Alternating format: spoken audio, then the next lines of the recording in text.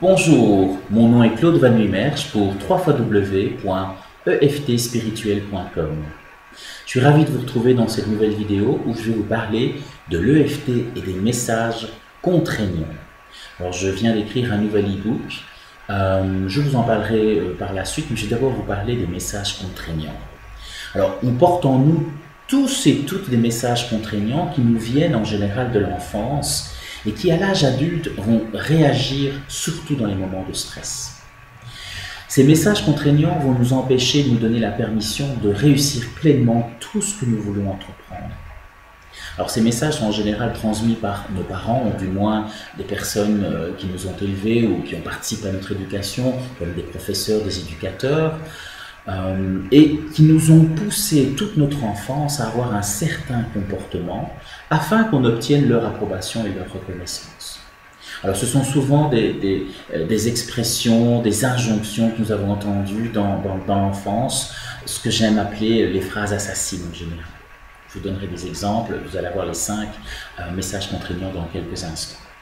Alors certains de ces messages nous ont aidés à développer de très grande qualité, mais qui peuvent se transformer très facilement en défaut sous l'action du stress. Alors l'intérêt de connaître et de détecter ces messages contraignants chez les personnes qui nous entourent, mais d'abord de nous-mêmes, c'est que nous pouvons ainsi éviter de les accentuer et surtout les adapter à notre communication afin de mieux communiquer. Okay. Alors, ces comportements régissent bien malgré nous et parfois aux dépens de ce qui est bon pour nous, et ils favorisent au passage la dévalorisation, la faible estime de soi. Donc, il ne faut pas toujours chercher d'où ça vient souvent des messages contraignants. Voilà, donc on a tout un tas de conséquences pas très réjouissantes comme les frustrations, les malentendus, les incompréhensions, les insatisfactions, le dégoût, le jugement, la dévalorisation, voilà, plein de choses qui... donc ces messages contraignants sont à la fois la cause et la conséquence du stress. Alors, rappelons-nous qu'on a toujours les qualités de nos défauts. Donc un défaut, c'est une qualité en excès, rappelez-vous bien ça. Donc, à chaque message contraignant correspondent des aptitudes spécifiques. Donc, l'idée n'est pas d'éradiquer purement et simplement un comportement qui peut en fait s'avérer bénéfique dans certaines situations, mais plutôt d'en garder ce qui nous convient et de modifier ce qui ne nous convient pas. Et avec quoi peut-on modifier ce qui ne nous convient pas? Entre autres, avec l'EFT, bien sûr, ce que nous ferons dans l'e-book. Alors, quels sont ces 5 messages contraignants? Et je suis certain que vous allez vous retrouver certainement très fort dans l'un d'eux, peut-être dans 2, dans 3, ou peut-être un peu dans les 5, qui sait. Dans l'e-book, je vous expliquerai, je vous montrerai un test, enfin, je vous demanderai de faire un test et vous pourrez découvrir vos 3 messages contraignants. Alors le premier message, c'est « Sois parfait ». Je sens que certains se sentent déjà peut-être visés, « Sois parfait ». Ce sont des messages qui nous disent de toujours viser la première place, d'être exigeant avec soi-même et les autres, de ne rien lâcher. Et c'est comme ça qu'on réussit dans la vie, d'après eux, évidemment. C'est un message qui est hérité du discours du type « Tu peux mieux faire. C'est pas mal, mais j'attendais mieux de toi. » Ça parle à certains. Donc, la promesse que l'on fait à ses enfants, c'est « Tu vas pouvoir être parfait à 100%. » Évidemment, ce n'est pas possible d'être parfait à 100%. Et qu'est-ce que la perfection? Donc, les gens qui ont ce message en eux se disent qu'ils doivent toujours être parfaits, toujours être tendus pour tout maîtriser. D'accord? C'est souvent l'attitude la plus fréquente, un bourreau de travail surmené. Donc, des gens qui sont toujours surmenés. Donc, ils ont toujours besoin de surdétailler, de surcontrôler, d'être très perfectionnistes, même quand ce n'est pas nécessaire. Okay? Par contre, l'effet positif à l'âge adulte, c'est que le travail effectué sera de bonne qualité, les exigences et les normes seront de qualité, il sera un très bon organisateur, il va tout de suite voir l'erreur, ce qui manque, là où le bas blesse. On peut lui faire confiance. Son comportement face au stress, c'est qu'il va chercher à contrôler et maîtriser toute la situation en développant une anxiété de plus en plus grande. Donc il est au travail, et dans la vie en général, trop scrupuleux, trop lent, trop précis, trop organisé, pas toujours réaliste. Donc le message positif qu'on peut lui donner, c'est d'être plus réaliste. Que la volonté d'atteindre la perfection amène parfois l'immobilisme. et de lui dire surtout qu'on l'aime tel qu'il est avec ses imperfections. Donc ça c'est très important et ça on peut le faire entrer très facilement, l'ancrer dans nos cellules grâce à l'EFT notamment. Voilà, donc ça c'est le premier message. Le deuxième message c'est « fais plaisir ». C'est le genre de message « chérie, viens mettre la table »,« chérie, va ranger ta chambre ». Voilà une gentille fille comme on les aime. Donc c'est hérité du discours du type « fais plaisir à ta mère ou à ton père ». Tu me fais de la peine. Ne sois pas égoïste. Sois gentil, je suis fatigué. Le problème, c'est que la personne qui entend ces messages va croire qu'il va pouvoir faire plaisir à tout le monde. Je dois faire plaisir, même à mon détriment. Voilà, donc ces gens développent souvent une sensibilité excessive. Ils ont tendance à faire passer le besoin des autres avant le leur. Avec bien sûr le risque d'en prendre un peu trop sur les épaules et souvent d'être débordés et de s'oublier. Voilà. Ils se font en général bouffer par les autres. Ils ont un besoin de se sentir aimés et acceptés par tous. Ce sont souvent, à l'âge adulte, des gens très dévoués, très attentionnés, qui rendent très facilement service aux autres, qui ne peuvent malheureusement pas souvent dire non. C'est un peu le rôle du sauveur, si vous voyez ce que je veux dire. Et ils sont très flexibles, très adaptables, ce sont vraiment leurs maîtres mots. Alors, face au stress, leur comportement est de souffrir, de ressentir l'événement dans tout le corps, de dévaloriser les autres qui ne l'aiment pas assez, de ressentir l'ingratitude des autres. C'est quelqu'un qui a énormément besoin, surtout au travail par exemple, d'être soutenu et encouragé. C'est quelqu'un qui va manquer d'initiative, qui va demander souvent si c'est bien ce qu'il a fait. Quelqu'un qui a peur de prendre des responsabilités, mais c'est un excellent travailleur en équipe par contre. Okay, voilà. Donc, point de vue de l'organisation du temps, je dirais qu'elle perd beaucoup de temps en contact inutile, se laisse envahir par toutes les demandes, sans mettre de priorité dans son travail. Voilà. Donc le message qu'on pourrait lui livrer, c'est « pense aussi à toi ». Veiller sur soi est une façon de se préparer à veiller sur les autres. Et de ne pas imaginer aussi les besoins des autres, qui sont parfois inexistants, mais qu'on se crée. Donne exactement et uniquement ce qu'ils demandent. Donc en fait, c'est inciter cette personne avec ce message contraignant d'oser dire non au risque de déplaire. Alors, le troisième message, c'est dépêche-toi. Ça, je pense que j'ai souvent entendu dans mon enfance, dépêche-toi de terminer tes devoirs, dépêche-toi de finir de manger, dépêche-toi, nous allons être en retard, viens vite te coucher pour être en forme demain. Donc il y a toujours cette notion de vitesse, de se dépêcher quelque part. Donc, c'est souvent des discours de type « arrête de traîner, tu es trop lent », etc. La promesse un peu que l'on croit, c'est qu'on va pouvoir tout faire dans le temps dont on dispose. Il faudrait bien 48 heures pour tout faire. Et le problème, c'est que la personne va croire qu'elle doit toujours se dépêcher et être agitée, toujours être dans l'agitation permanente. Et c'est quelqu'un qui va souvent être en forme, puis fatigué, en forme, fatigué, en forme, fatigué. Elle a tendance à penser que pour arriver à atteindre ses objectifs, il faut toujours se dépêcher, une hâte permanente, une agitation, une mise sous pression, qui sont aussi parfois une manière d'attirer l'attention.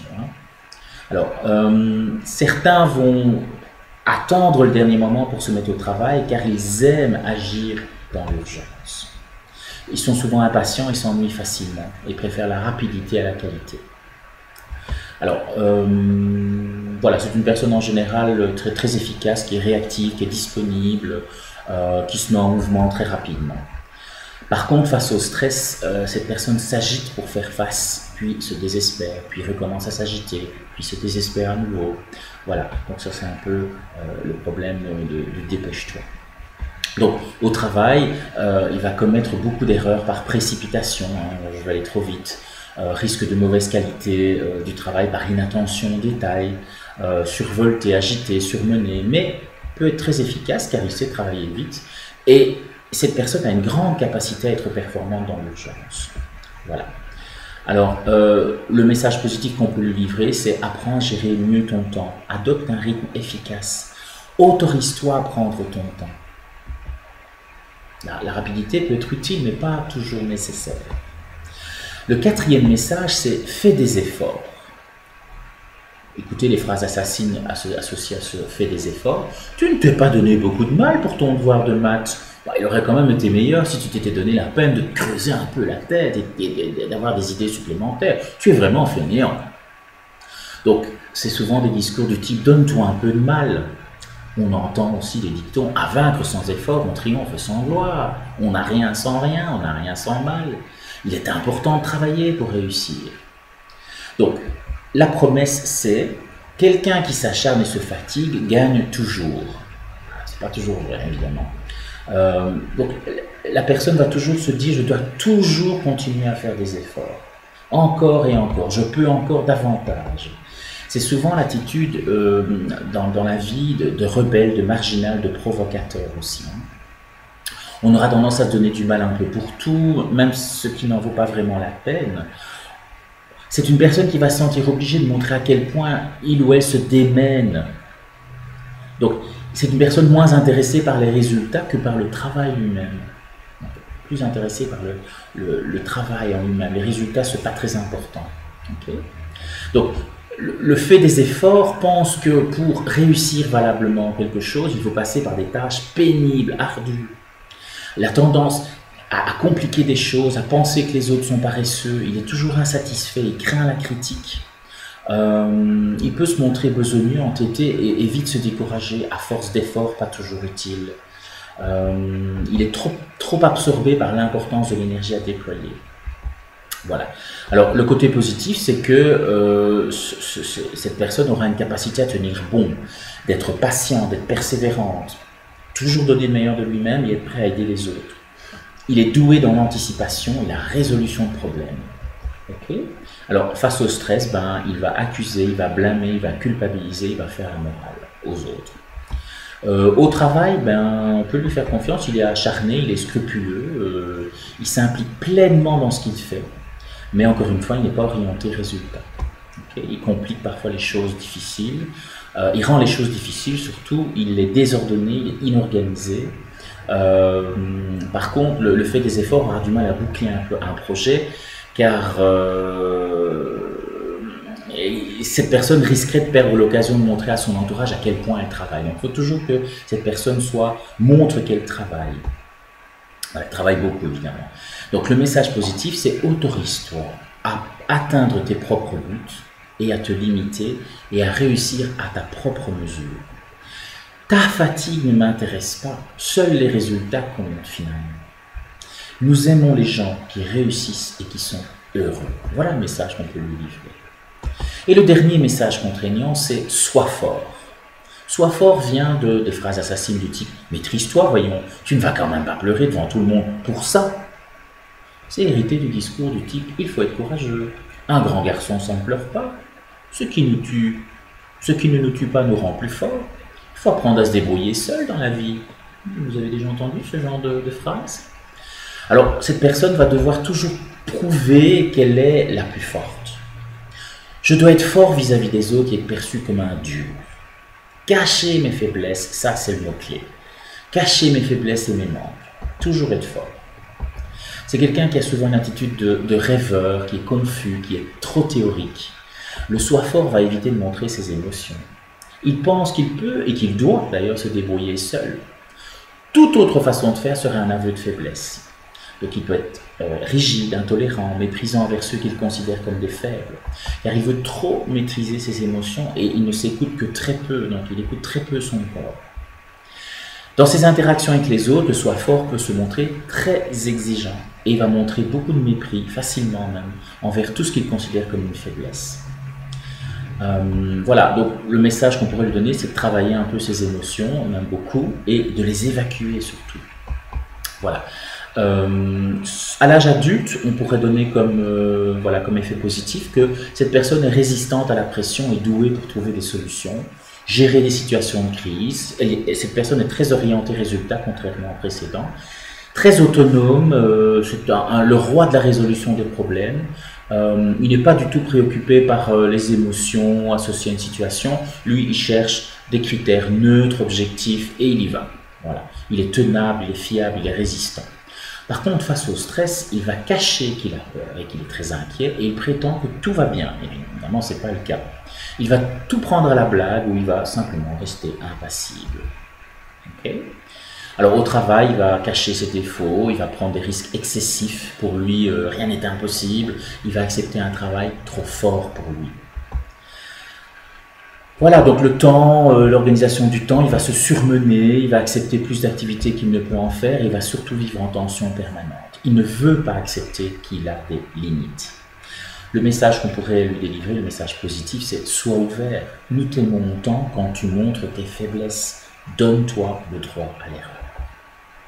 Voilà, donc ça c'est en gros les messages contraignants que l'on trouve en général en analyse transactionnelle, en PNL.